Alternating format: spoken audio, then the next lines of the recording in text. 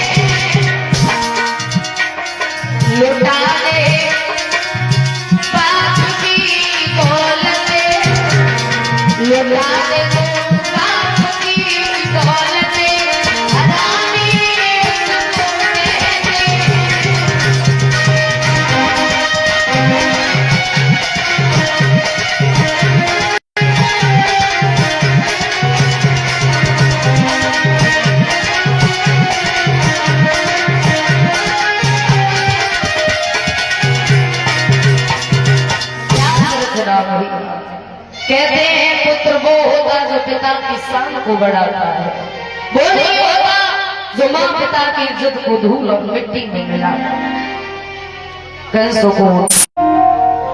कंस बेचारा उछलता डूबता वटेश्वर में पहुंच गया।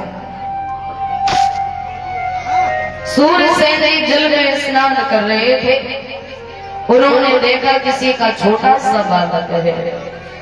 तरस आ गया उन्हें, घर वापस ले आए कंस को, पाला बड़ा किया। कंस समझदार हो गया तो देवर्षि नारद ने मन में विचार किया, अगर कंस राक्षस होने की जगह भगवान का भक्त हो गया तो भगवान इस भूतल पर कभी नहीं आ पाए। ले बात कर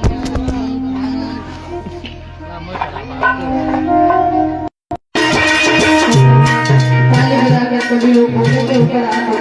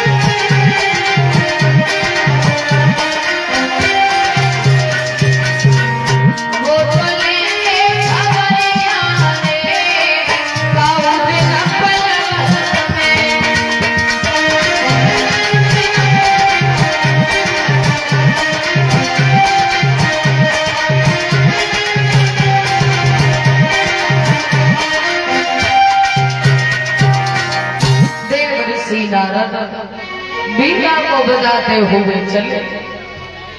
याद रखना कंस के पास में पहुंचे और जब कंस के पास में गए नारद जवाब दिया, कंस हम तुम्हें कुछ बताना चाहते हैं। बताओ ये बताओ जिस घर में तुम रहते हो ये घर किसका है? हमारा। तुम्हारा। इस घर में रहने वाले लोग तुम्हारे अपने हैं? सुनो कंस, एक बात कहे, सब झूठ है। ना ये घर तुम्हारा है, ना इस घर में रहने वाले लोग तुम्हारे अपने हैं। सच तो कुछ हो रही है। तुम्हारा घर है मथुरा, तुम्हारे पिता महाराज उग्रसेन, तुम्हारी माँ है जिनका नाम है महारानी पवन रेखा। और सुनो, जब तुम छोटे से थे तो तुम्हारे पिता ने तुम्हें झुलवा दिया, मरने के लिए छोड़ दिया था।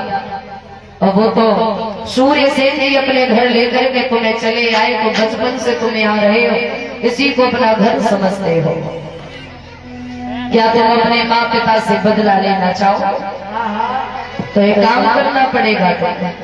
पहले तो भोले बाबा की तपस्या करो, अमर होने का वरदान प्राप्त करो, उसके बाद में अपने पिता से बदला लेगा। कंस ने घोर समाधि लगाई भोले बाबा की, प्रकट हो गए। कहो क्या वरदान मांगना चाहते हो? जवाब दिया, प्रभु ऐसा करो आप हमें अमर कर दो। भोले बाबा ने जवाब दिया, क्षमा करना, ये जो अमर होने का वरदान है ये देना हमने बंद कर दिया है। क्यों? ये वरदान एक बार हमने भस्मासुर को दिया था जो हमारी पार्वती के पीछे पड़ गया था, तब से देवताओं ने हमें समझा दिया हम ये वरदान किसी को नहीं दे सकते हैं। बाबा निराश होके जाना पड़ेगा। कल दवाई करने करे आज क्या फिर आएगा लगी। याद रखना, भोले बाबा कंस को एक धनुष दिया, कहा इस धनुष को ले जाओ, परंतु याद रखना एक बात, जो इस धनुष को तोड़ देगा वही तुम्हें मार देगा। कंस उस धनुष को लेकर के चलाए हैं, मथुरा में पहुंचा, जैसा खुद था वैसे साथ में रहने वाला। धीरे धीरे समय गुजरता गया, उपद्रव करने लगा, बिना बात के लड़ाई झगड़ा करना, बिना बात के बच्चों को मारना। कंस ने तो टोली को बनाया, लोग शिकायत लेके जाते महाराज उग्रसेन के पास में, प्रभु ये जो आपका पुत्र है ये बड़ा ही उपद्रव करता है महाराज, इसलिए ऐसा करो अपने पुत्र को समझा दो। एक दिन की बात है, कंस ने एक बच्चे की जीभ को काट दिया, रोता चिल्लाता माँ पिता के सामने गया, तो उस बच्चे के माँ पिता महाराज उग्रसेन के पास में गए शिकायत लेकर के, महाराज आपका बेटा बड़ा ही उपद्रव करता है। कंस को बुलाया, महाराज उग्रसेन ने एक बात कही, क्यों कंस, क्यों इतना उपद्रव करते हो? अरे लोग तुम्हारी शिकायत लेके हमारे पास में आते हैं, लोग पीछे तक नेताजी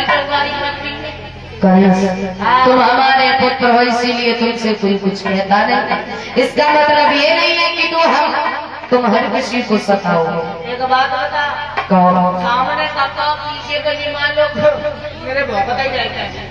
जितना प्रेम हम तुमसे करते हैं ना, उतना ही प्रेम हम अपनी प्रजा से भी करते। आपकी अच्छाई भलाई इसी में है कि बिना बात के किसी को सताना छोड़ दो। कहो अब तुम्हें बड़े बूढ़े अब बुद्धि करते ना काम कई बुद्धि आएगा ये घोटने में। अब हमारे तुम्हारे बड़े लड़ेगा, अब बातों को जूता लड़ेगा, गाने बड़े के बन जाए तो आगे जिम्मेदारी ले ले, गहरे बेटे का बात हमारे बेटी को कहो नहीं बाबा बनाए उन्हें पिता बनाए देते। अरे वो बात थोड़ी जो है चले जाएंगे उसको बताए। आगे बड़ा कंस जवाब दिया, सुनो पिता, हमारे कहने का मतलब ये है कि हम इस राज गद्दी के राजा बनना चाहते हैं और तुम इज्जत के अनुसार सिरताज उतार के हमारे सिर के ऊपर रखो। महाराज आगे बड़े जवाब दिया, बाजी बात तुम्हें हम राजा कैसे बना दे। इस राजगद्दी को संभालने के लिए